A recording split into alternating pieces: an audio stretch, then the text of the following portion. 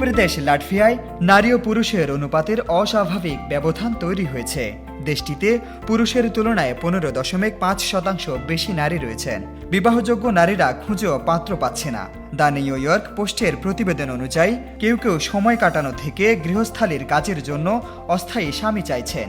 বয়স্কদের ক্ষেত্রে এই তারতম্য 3 গুণ বেশি। পুরুষ সঙ্গীর অনুপস্থিতিতে বহু লাটভিয়ান নারী এখন এমন পরিষেবার দিকে ঝুঁকছেন যেখানে পুরুষ কর্মীদের ভাড়া দেয়া হয়।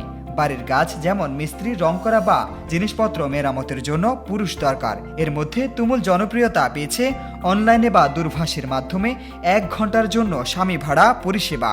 চাহিদা অনুযায়ী পুরুষরা গিয়ে বাড়ির কর্তার মতো কাজ করে দিচ্ছেন। এই প্রবণতা ইউরোপের অন্যান্য দেশেও শুরু হয়েছে।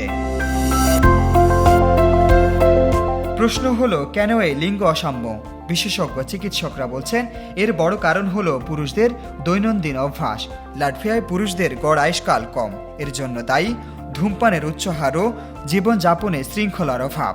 একটি সমীক্ষায় দেখা গেছে লাটভিয়ার 31% পুরুষ অতিরিক্ত ধূমপান করেন, যেখানে মাত্র 10% নারী ধূমপান করেন।